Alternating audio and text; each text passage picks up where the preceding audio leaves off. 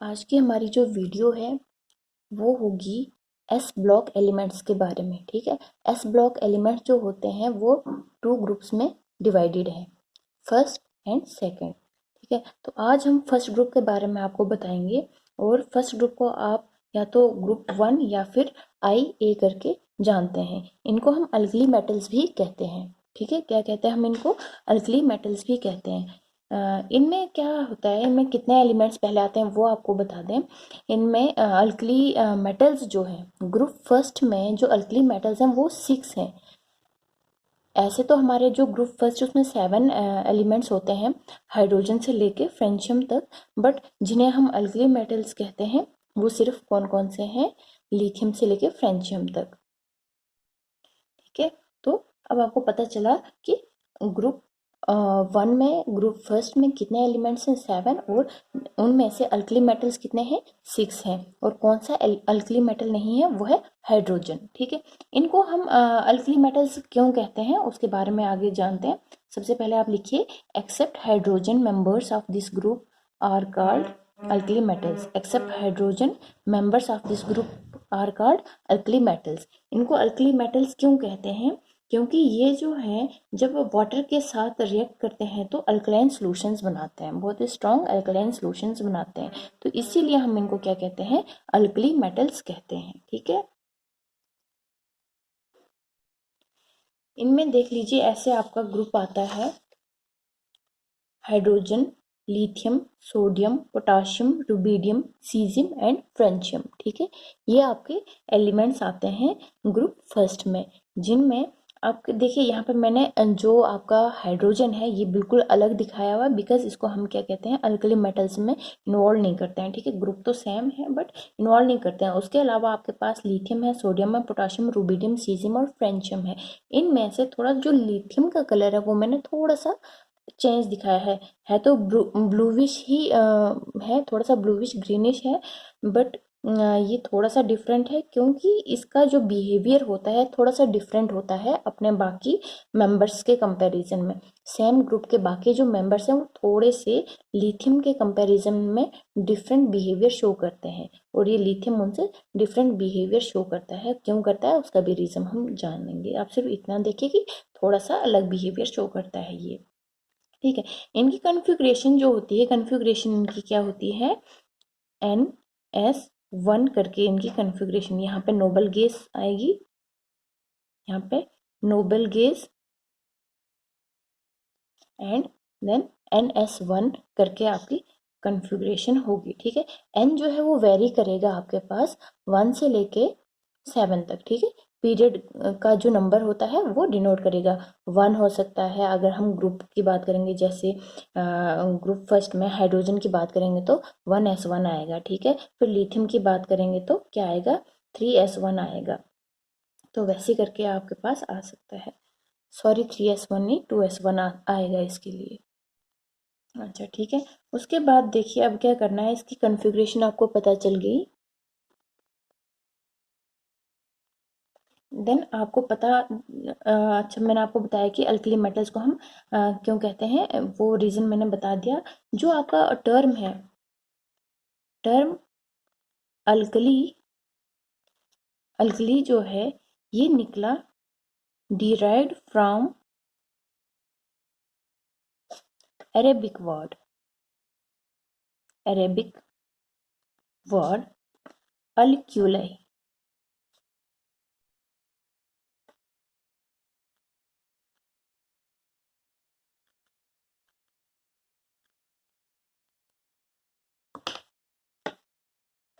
अल्क्यूलाई से निकला। ठीक है, ये अल्क्यूलाई क्या है? ये एक अरेबिक वर्ड है which means ashes of plants, means ashes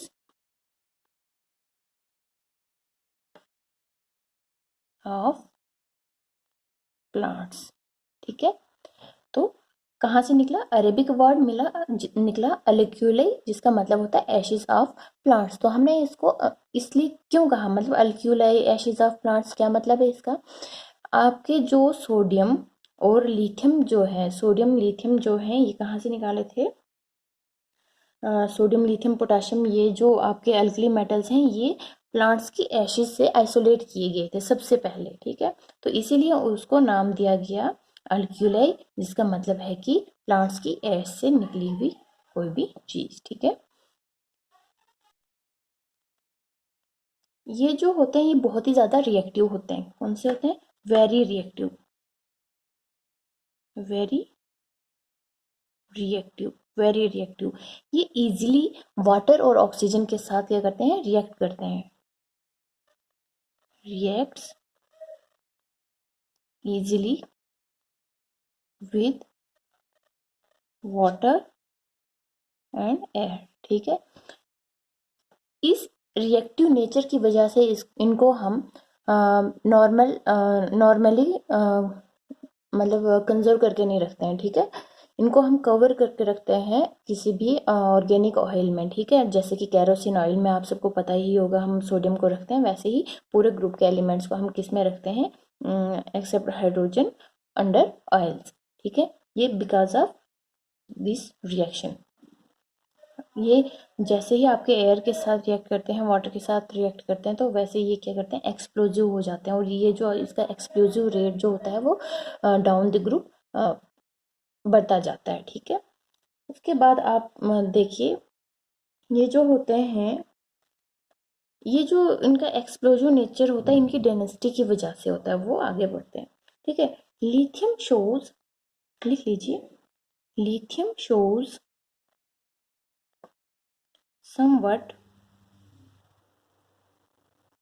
lithium shows somewhat abnormal behavior, behavior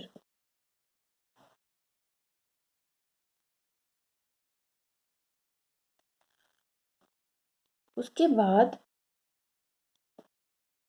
and shows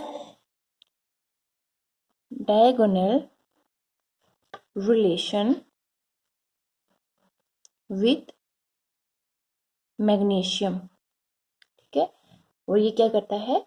diagonal behaviour अपने मैग्नीशियम के साथ क्या करता है? शो करता है, जो कि दूसरे ग्रुप के का मेंबर है। तो ये क्या करता है? डायगोनल रिलेशनशिप शो करता है अपने मैग्नीशियम के साथ। मतलब इसकी कुछ क्वालिटीज जो होंगी वो किसके साथ मैच करेंगी? मैग्नीशियम के साथ मैच करेंगी। किसकी? लिथियम की। उसके बाद आप लिखिए कि आपके जो अल्कली मेटल्स होते हैं, these are very soft. Alkali metals are very soft, soft in nature, soft in nature, that is can be cutted with knife except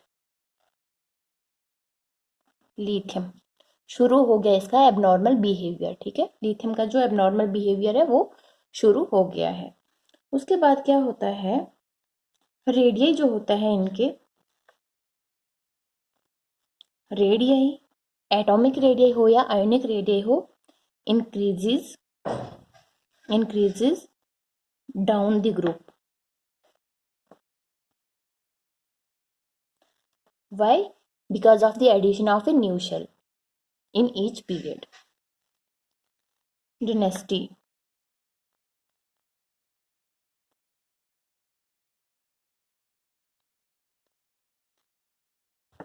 Along the period देखा जाए तो इनकी डायनेस्टी जो होती है लो होती है, ठीक है। Along the period, along the period low in dynasty. जैसे आप किसी भी पीरियड को लेके बात करेंगे, फर्स्ट, सेकंड, थर्ड, फोर्थ, तो सबसे कम जो डायनेस्टी होगी वो किसकी होगी? अल्कली मेटल की होगी। But down, as we go down the group,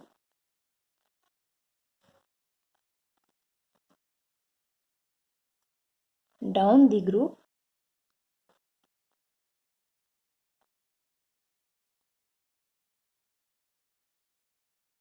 density increases. ठीक है, डेंसिटी क्या होती है, इंक्रीज हो जाती है। फर्स्ट 3 एलिमेंट्स जो हैं लिथियम, सोडियम एंड पोटाशियम, ये जो है लाइटर देन वाटर है, लाइटर देन वाटर। और इस रीजन की वजह से ये पानी पे क्या करते हैं, फ्लोट करते हैं। और आपके बाकी जो 2 होते हैं वो क्या होते हैं, डेंसर होते हैं। लिख लीजिए आप, जैसे कि आपका लिथियम है, सोडियम, पोटाशियम। डेंसिटी क्या करती है इनकी, इंक्रीज करती है डाउन द ग्रुप, बट यहाँ पे थोड़ा सा डिफरेंट बिहेवियर शो करता है आपका पोटाशियम।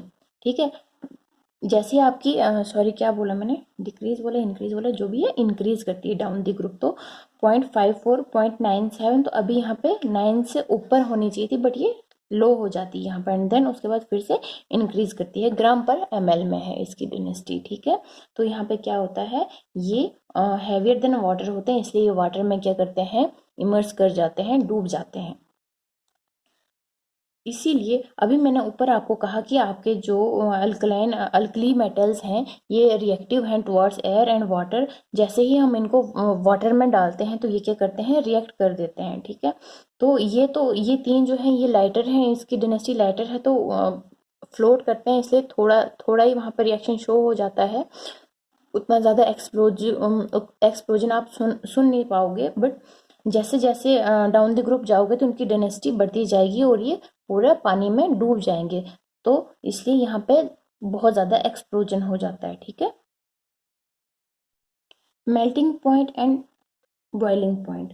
ठीक है, मेल्टिंग पॉइंट और बॉइलिंग पॉइंट क्या करता है, down the group decreases, down the group decreases. अब क्यों डिक्रीज होता है, देखिए ऊपर से नीचे की ओर ग्रुप में जैसे ही आप बढ़ेंगे तो आपका साइज जो होता है एलिमेंट का वो क्या करता है, बढ़ता जाता है। ठीक है, बढ़ता जाता है तो उसका साइज क्या होगा, जितना ज़्यादा होगा उसकी जो सॉफ्टनेस है वो भी बढ़ती जाएगी। सॉफ्टनेस बढ़ती जाएगी तो उसकी वजह से वो इजिली बॉयल हो जाएगा, इजिली मेल्ट कर जाएगा, इसलिए डिक्रीजेस डाउन द ग्रुप। ठीक है, उसके बाद जैसे इसकी आयोनाइजेशन एनर्जी है, तो आयोनाइजेशन एनर्जी क्या होती है, सबसे पहले आपको पता होना चाहिए।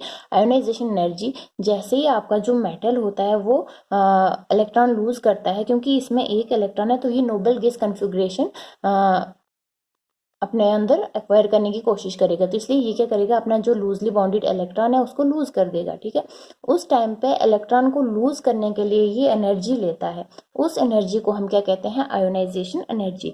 आयोनाइजेशन एनर्जी ये बड़े इजीली लेगा, शौक से लेगा, एनर्जी जो है वो इजीली लेगा और थोड़ी लेगा, ज़्यादा नहीं लेगा। क्यों, क्योंकि इसको ज़रूरत है अपने इलेक्ट्रॉन को लॉस करने की। ठीक है, इलेक्ट्रॉन को लॉस करने की ज़रूरत है, इसलिए ये थोड़ी सी एनर्जी में सेटिस्फाई हो जाएगा और अपना इलेक्ट्रॉन दे देगा।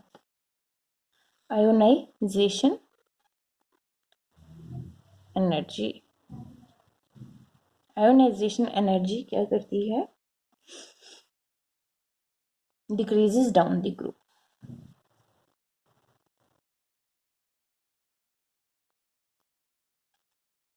जैसे आपका मेटल है, ये क्या करेगा, पॉजिटिव चार्ज एक्वायर करेगा, इलेक्ट्रॉन लूज करके, और यहाँ पे क्या लेगा, आयोनाइजेशन एनर्जी लेगा, कुछ एनर्जी लेगा यहाँ पर। ठीक है,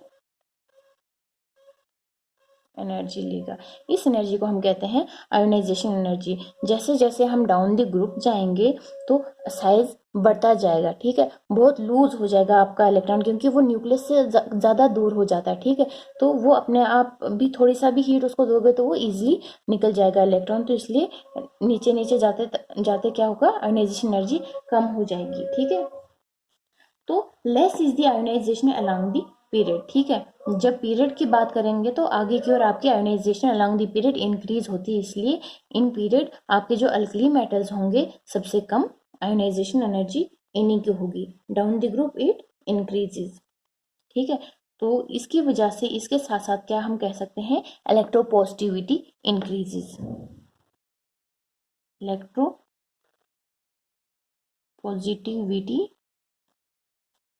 increases down the group and electronegativity decreases down the group। ठीक है, उसके बाद इस आयोनाइजेशन एनर्जी की वजह से, या फिर आप यूं कह सकते हैं कि साइज के बढ़ने की वजह से ये क्या करते हैं, फोटो इलेक्ट्रिक इफेक्ट शो करते हैं। क्या शो करते हैं? Photo electric effect, photo electric effect.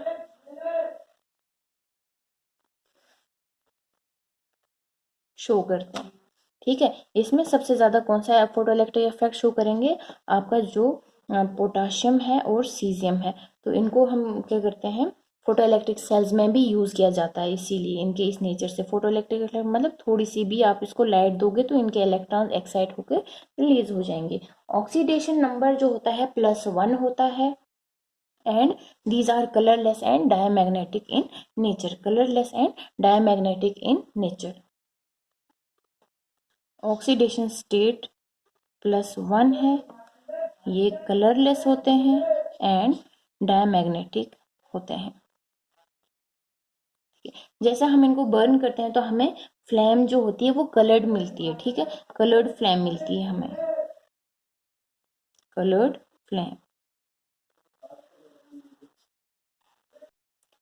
इनकी जो फ्लेम होती है वो कलर्ड होती है। लिथियम क्रिम्सन रेड कलर का फ्लेम देगा आपको, सोडियम गोल्डन येलो, पोटाशियम देगा पेल वायलेट,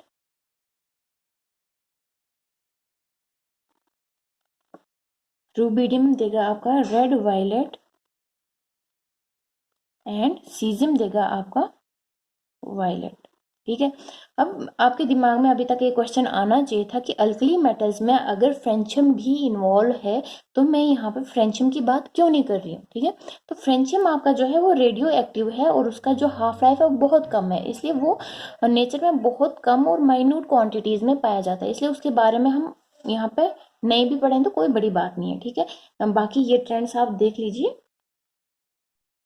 उसके बाद बात आती है रिड्यूसिंग नेचर की। रिड्यूसिंग नेचर, रिड्यूसिंग नेचर आपके अल्कली मेटल्स का।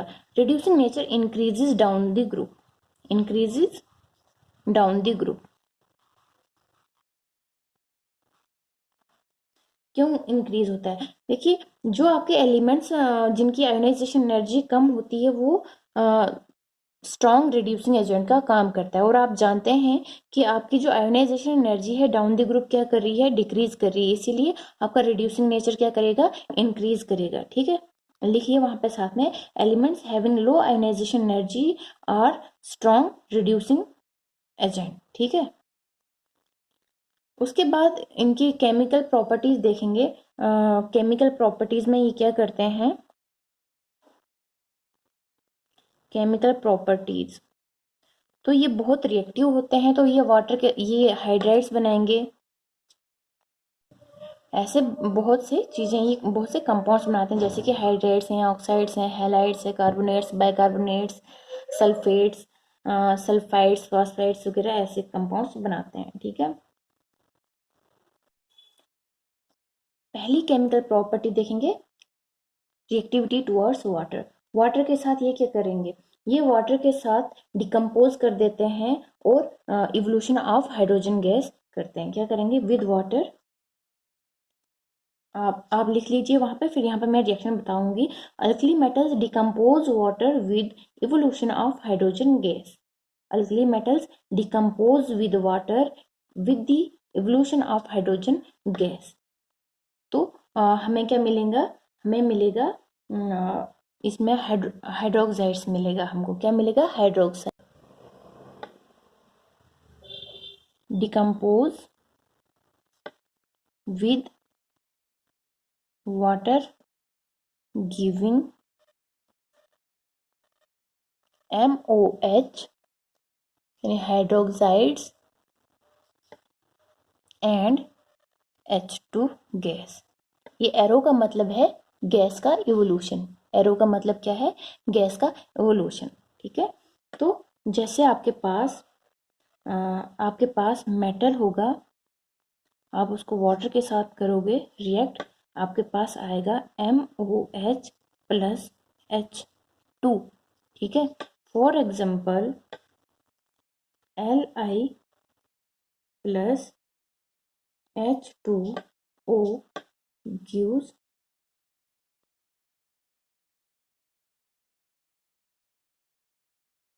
LiOH plus H2।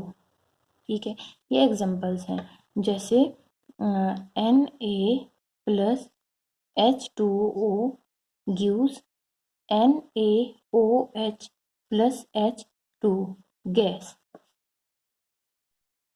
आपकी ये जो रिएक्शन होगी ये बहुत स्लोली होगी, बिकॉज लिथियम जो है थोड़ा सा एबनॉर्मल बिहेवियर शो करता है बाकियों के कंपैरिजन में। तो इसकी जो रिएक्शन होगी ऑक्सीजन और वाटर के साथ, वो रिएक्शन स्लो होगी बाकियों के कंपैरिजन में। ठीक है, तो इस रिएक्शन को यहाँ पे लिख देना स्लो। ठीक है, ये स्लो रिएक्शन होती है। तो आपको क्या मिला, हाइड्रोक्साइड मिल गया, MOH मिल गया। उसके बाद हम देखते हैं ऑक्सीजन के साथ कैसे रिएक्ट करते हैं अल्कली मेटल्स। जैसे ही हम अल्कली मेटल्स को एक्सपोज करते हैं with air, these metals tarnish quickly except lithium. तो यहाँ पे क्या होता है, आपके पास ऑक्साइड्स तो बनती हैं, लेकिन कुछ मेटल्स ऑक्साइड्स बनाते हैं, कुछ पर ऑक्साइड्स बनाएंगे और कुछ सुपर ऑक्साइड्स बनाएंगे। ठीक है, तो अब देखते हैं हम कौन कौन से ऑक्साइड्स बनाते हैं और कौन पर ऑक्साइड्स एंड कौन सुपर ऑक्साइड्स बनाते हैं। ठीक है, तो आप यहाँ पे सिंपली बाकी लिख देना कि it's tarnishes quickly except lithium, and then आप लिख लीजिए आपके पास कौन कौन पेरोक्साइड्स बनाते हैं। आपका जो लिथियम है, लिथियम आपका ऑक्साइड बनाता है, सोडियम पेरोक्साइड बनाता है, एंड बाकी जो होते हैं वो सुपर ऑक्साइड्स बनाते हैं, ऐसे करके। ठीक है, for example RbO2, KO2, CSO2। ठीक है, ये क्या है यहाँ पे, oxide, peroxide, super oxide. Oxide, peroxide, super oxide. Nitrogen के साथ देखिए, नाइट्रोजन के साथ सिर्फ लिथियम है।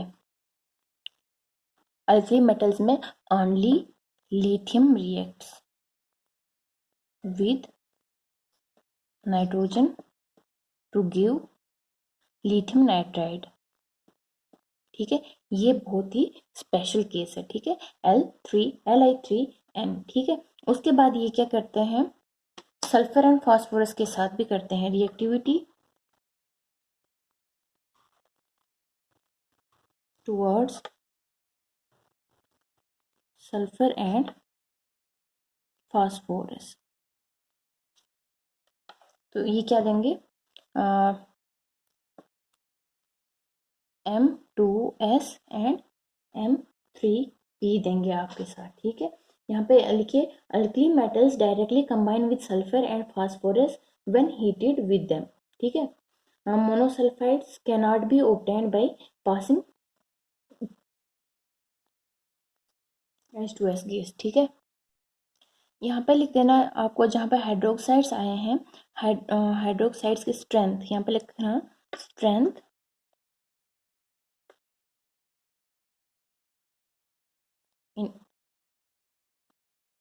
इंक्रीजेस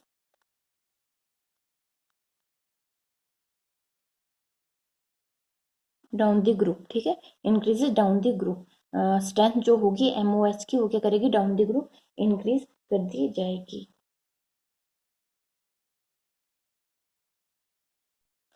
यहाँ पे आपके पास जो पर ऑक्साइड आए हैं और सुपर ऑक्साइड्स आए हैं, इनका भी नेचर लिख लीजिएगा। Peroxides are diamagnetic in nature and super oxides are paramagnetic in nature. जो पैरामैग्नेटिक होते हैं वो कलर्ड होते हैं, बिकॉज उनके अंदर क्या होते हैं, कुछ अनपेयर्ड इलेक्ट्रॉन्स होते हैं। ठीक है, इसलिए वो क्या करते हैं, वो कलर्ड होते हैं।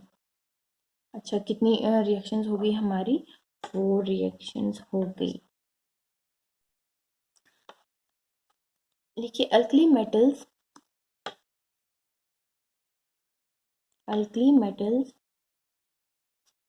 फॉर्म कार्बोनेट्स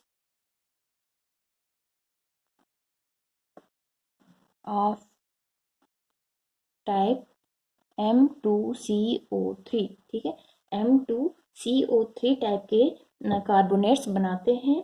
और ये जो कार्बोनेट्स होते हैं इनका जो इलेक्ट्रोपॉजिटिव करेक्टर होता है वो क्या होता है, अल्कली मेटल्स का इंक्रीज होता है लिथियम टू सीजियम, ठीक है। तो आपके जो कार्बोनेट्स होते हैं इनकी स्टेबिलिटी जो होती है वो भी सेम उसी तरीके से चलती है, मतलब डाउन द ग्रुप उनकी स्टेबिलिटी क्या करेगी, इंक्रीज करेगी। एंड स्टेबिलिटी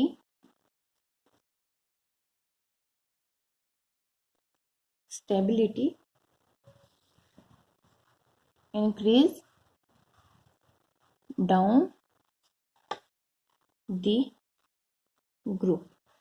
फॉर एग्जाम्पल जैसे कि आपके पास आएगा Li2CO3, फिर आपके पास आएगा Na2CO3, K2CO3, Rb2CO3, CS2CO3। तो मैंने क्या कहा कि स्टेबिलिटी जो होती है इसकी stability increases down the group, तो इसका क्या आएगा, ये आर्डर आएगा, ठीक है। कार्बोनेट्स का आर्डर क्या आएगा, increases stability down the group. जो बाइकार्बोनेट्स होते हैं वो होते हैं MHCO3 टाइप के, ठीक है। MHCO3 इसमें क्या होता है, इसमें एक कोई तो सॉल्यूशन फॉर्म में होता है, कोई सॉलिड फॉर्म में होता है, ठीक है। तो ऑब्वियस सी बात है जो एबनॉर्मल बिहेवियर शो करेगा वो एक साइड होगा और बाकी दूसरी साइड होगा। तो एक्सेप्ट लिथियम, क्या लिखना है आपने, except lithium bicarbonates of alkali metals are solids, मतलब LiHCO3 ये सॉल्यूशन फॉर्म में है, बाकी जितने भी होंगे वो सॉलिड फॉर्म में होंगे, ठीक है। आपके अल्कली मेटल जो होते हैं ये सॉल्यूबल हैं, soluble in liquid ammonia, soluble in liquid ammonia, ठीक है। लिक्विड अमोनिया में जब ये डिजोल्व हो जाते हैं तो हमें ब्लू कलर्ड सोल्यूशन मिलता है, क्या मिलता है, ब्लू कलर्ड सोल्यूशन मिलता है, gives blue coloured solution. This solution on further heating gets converted into bronze coloured solution, ठीक है। क्या होता है, ब्रॉन्ज कलर का सॉल्यूशन हो जाता है, ठीक है। उसके बाद अब क्या होता है कि ये जो होते हैं आपके अल्कली मेटल्स ये एलॉयज भी बनाते हैं। कम्प्लेक्स फॉर्मेशन भी उतनी ज़्यादा तो नहीं देखी गई थी, लेकिन फिर रिसेंटली कुछ साल पहले इनकी कम्प्लेक्स फॉर्मेशन भी देखी गई है कि ये जो होते हैं कुछ कम्प्लेक्सेस के साथ अपने कम्प्लेक्स बनाते हैं और हम काफ़ी ज़्यादा हेल्प हो जाती है। जैसे कि आपके पास लिख लीजिए पहले फॉर्मेशन कम्प्लेक्स फॉर्मेशन में इनके पास जैसे नॉन एक्टिन आता है, क्रोन ईथर्स, क्रिप्टेंड्स, उनके साथ क्या करते हैं ये, because these are macrocyclic rings, तो इनके साथ ये क्या करते हैं, बीच में जो कैविटी होती है उनमें अकॉर्डिंग टू द साइज ये फिट हो जाते हैं और हमारे पास एक कम्प्लेक्स बन जाता है, ठीक है। तो जैसे नॉन एक्टिन आपके पास जो है उसमें आपका वो क्या करता है, आपके पोटाशियम की ट्रांसफर में काफ़ी हेल्प करता है। पोटाशियम को क्या करता है वो सेल के इनवर्ड से आउटवर्ड ले लेता है, बहुत ही सिलेक्टिव होता है towards the potassium. It is very selective over sodium, ठीक है। सोडियम भी वहाँ पर प्रेजेंट होता है, लेकिन ये सोडियम को नहीं बल्कि किसको अपने अंदर अटैच कर देता है, पोटाशियम को अटैच करता है। क्रोन ईथर्स जो होते हैं ये क्या है, ये ईथर्स हैं, साइक्लिक ईथर्स हैं उसके बाद ये क्या करते हैं, अपने अंदर इनकी जो कैविटी बनती है वहाँ पे, जैसे एग्जांपल देखिए ये आपकी लिथियम, सोडियम और पोटाशियम को लेके उन कैविटी में फिट करवा देते हैं और कम्प्लेक्स बना देते हैं। वैसे ही आपके पास क्रिप्टेंट्स भी हैं, ये बाईसाइक्लिक कंपाउंड्स है, ये मोनोसाइक्लिक कंपाउंड्स हैं और ये क्या है, बाईसाइक्लिक कंपाउंड्स हैं, और ये भी अपने अंदर फिट कर देते हैं आपके अल्कली मेटल्स को और काफ़ी ज़्यादा हेल्प करते हैं। जैसे आपके पास आपको स्ट्रक्चर्स पता होने चाहिए, नॉन एक्टिन, क्राउन ईथर्स और क्रिप्टेंट्स ही यहाँ से एग्जांपल आ सकती हैं आपको। क्राउन ईथर्स में जैसे कि ये देखिए, ये आपका नॉन एक्टिन है, इसमें ये क्या करता है, पोटाशियम को अंदर से बाहर ट्रांसफर कर, from the cell inward to outside transfer करने में हेल्प करता है नॉन एक्टिन, ठीक है। उसके बाद आपके पास क्राउन ईथर्स होते हैं। ये ईथर्स जो होते हैं, जैसे कि 18 क्राउन 6 है, 15 क्राउन 5 है, 12 क्राउन 4 है, ठीक है। तो सबसे पहले आपको पता होना चाहिए कि ये नाम कैसे इनके आए हैं, ठीक है। ये 18 का मतलब होता है कि आपके पास CO कार्बन और ऑक्सीजन टोटल कितने हैं इस साइकिल में, उतना नंबर होता है। हाइड्रोजन्स को नहीं काउंट करना है, ठीक है। एंड उसके बाद जो इस वाली साइड पे आपके पास नंबर होता है वो नंबर ऑफ ऑक्सीजन होता है, ठीक है। तो आपका जो 18 क्राउन है, देखिए फिर इनके अंदर की जो केविटी उनका भी साइज होता है, जैसे इसका 2.6 से 3.2 एंगस्ट्रॉम के बीच में होता है। 1.7 और 2.2 एंगस्ट्रॉम के बीच होता है 15 क्राउन 5 का, एंड देन 1.2 से 1.5 एंगस्ट्रॉम के बीच होता है 12 क्राउन 4 ईथर का, या इनको हाँ क्राउन ईथर्स कह सकते हैं आप, ठीक है। तो इनके साइज होते हैं, तो यहाँ पे आपके पास क्या हो जाते हैं, आपके अल्कली मेटल जो आते हैं वो यहाँ पे केविटी में फिट हो जाते हैं, ठीक है। वो क्या करते हैं, ये होस्ट का काम करती है मैक्रोसाइकिल, एंड आपका जो अल्कली मेटल है वो गेस्ट का काम करता है, ठीक है। तो यहाँ पे होस्ट गेस्ट एक रिलेशन बन जाता है, होस्ट गेस्ट का रिलेशन बन जाता है, ठीक है।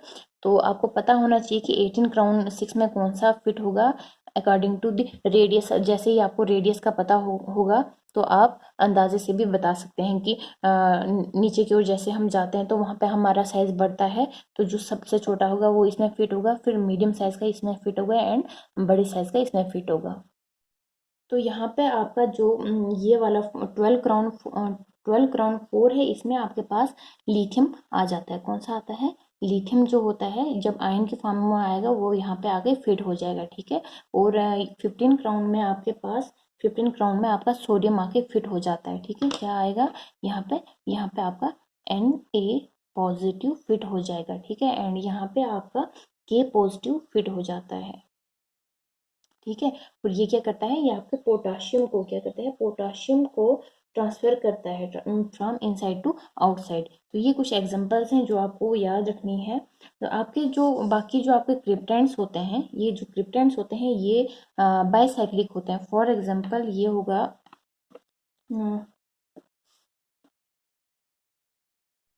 वैसे ही आपका जो क्रिप्टेंट होगा वो भी कम्प्लेक्स बनाएगा, ठीक है। तो कम्प्लेक्स फॉर्मेशन में भी देखा गया है कि आपके कुछ अल्कली मेटल जो होते हैं कम्प्लेक्स फॉर्मेशन भी करते हैं, ठीक है। उसके बाद आप क्या रखेंगे, ध्यान रखेंगे इनकी जो स्ट्रेंथ है, कहाँ से कहाँ के, मतलब ट्रेंड क्या है सॉल्युबिलिटी का या फिर स्ट्रेंथ का, ठीक है। जैसे आपका मैंने अभी बताया बाकी की, आपका जो स्ट्रेंथ होती है, strength of hydroxides increases from lithium to cesium, ठीक है। और उसके बाद आप ध्यान रखिएगा रिएक्टिविटी जो होती है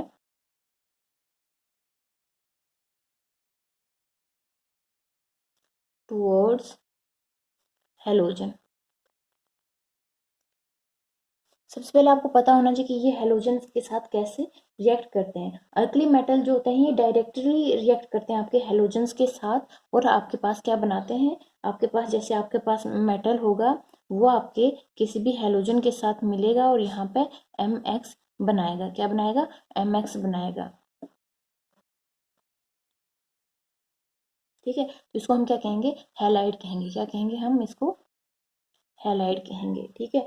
तो ये जो हैलाइड्स है इनकी क्या रिएक्टिविटी होती है, तो इनकी जो रिएक्टिविटी होती है it increases down the group, ठीक है। रिएक्टिविटी टुवर्ड्स ए कॉमन, जब हम कोई कॉमन हेलोजन लेंगे तो उसकी रिएक्टिविटी इंक्रीज करेगी down the group. For example कैसे, आपके पास लिथियम है, सोडियम है, पोटाशियम है, सीजियम है, फ्रेंशियम, बस रुबिडियम है, सीजियम है, इसको रहने दीजिए। तो हमें क्या करना है, हैलाइड्स बनाने हैं। तो ये आपके पास हैलाइड्स बन गए। तो मैंने आपको कहा कि टूवर्ड्स लिखिए reactivity towards common halogen, COMMON, spellings का ध्यान रखिएगा। Common towards common halogen reactivity increases down the group, ठीक है। तो आपका जो सीजियम की फॉर्मेशन ज़्यादा होगी, ठीक है, सीजियम की फॉर्मेशन ज़्यादा होगी, फिर कम होती जाएगी वैसे वैसे, बिकॉज लिथियम कम रिएक्ट करेगा इसके लिए। फॉर एग्जांपल एक्स की जगह पे Cl है, तो फिर रिएक्टिविटी आपको बताएंगे, रिएक्टिविटी आर्डर क्या होगा, तो आप ऐसे करके शो करेंगे, ठीक है।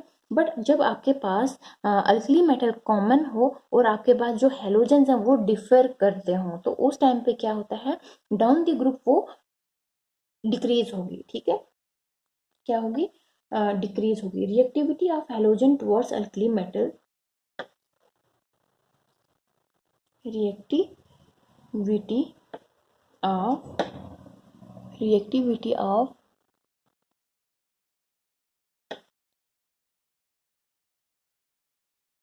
हेलोजन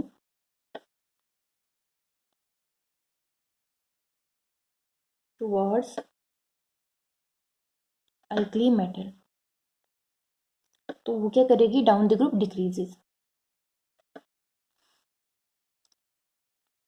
ठीक है। मतलब अब यहाँ पे क्या होगा, हम कॉमन अल्कली मेटल लेंगे और आपके पास बाकी जो हेलोजन है वो वेरी करेंगे, तो उस टाइम पे आपके पास क्या होगी, रिएक्टिविटी ये होगी,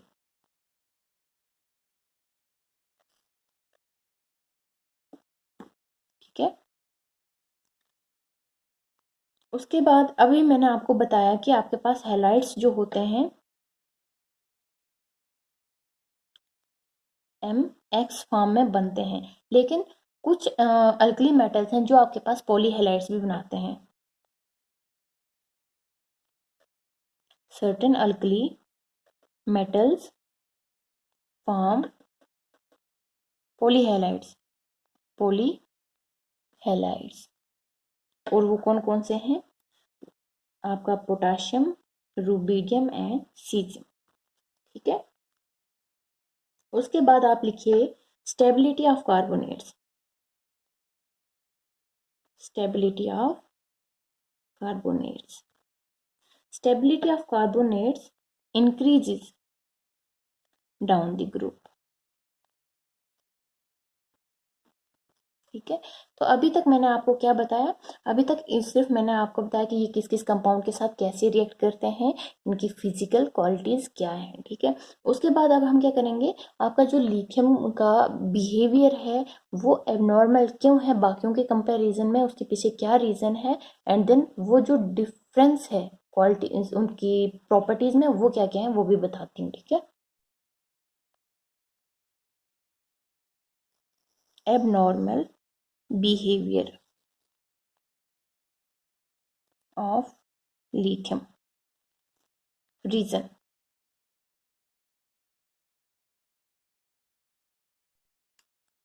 रीजन बहुत नॉर्मल है, smaller size, down the group जो होता है साइज बढ़ता है, लेकिन मतलब लिथियम सबसे छोटा होगा, बाकी बड़े होंगे इसके कंपैरिजन में, तो ये एक रीजन है कि ये एबनॉर्मल बिहेवियर शो करेगा, ठीक है। उसके बाद आपकी ionisation energy down the group decrease होती है, लेकिन इसकी सबसे ज्यादा है, highest ionisation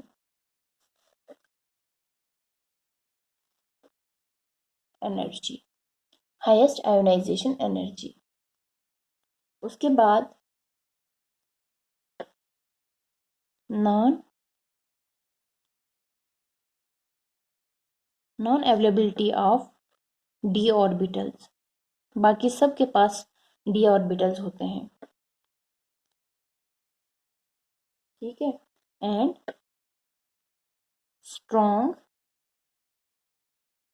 metallic bond, strong metallic bond क्यों है? बिकॉज इसका स्मॉल साइज होगा, ठीक है। जितना न्यूक्लियस के नज़दीक रहेगा आपका इलेक्ट्रॉन, तो उतना ज़्यादा ये क्या करेगा, उससे जुड़ा हुआ रहेगा, ठीक है। तो बाकियों का साइज बढ़ता जाएगा, इसलिए उनका जो मेटालिक बॉन्ड होगा वो वीक होता जाएगा। तो ये स्ट्रॉन्ग मेटालिक बॉन्ड भी इसका, ये जो है इतने से ये रीजंस हैं कि ये अपना बिहेवियर थोड़ा सा डिफरेंट कर देता है, ठीक है, बाकियों के कंपेरिजन में। तो क्या डिफरेंस है अब, difference with respect to others, क्या डिफरेंसेस है?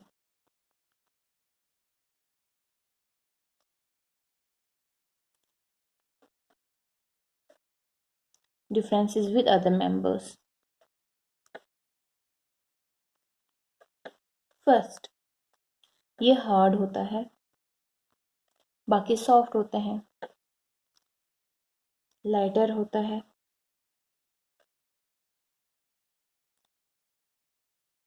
ठीक है। उसके बाद not affected easily by air, इसीलिए सिंपल ऑक्साइड देता है, और बाकी क्या करते हैं, पेरोक्साइड एंड सुपर ऑक्साइड्स देते हैं। रिएक्ट्स स्लोली विद वाटर, ये मैंने आपको पहले ही बता दिया है। और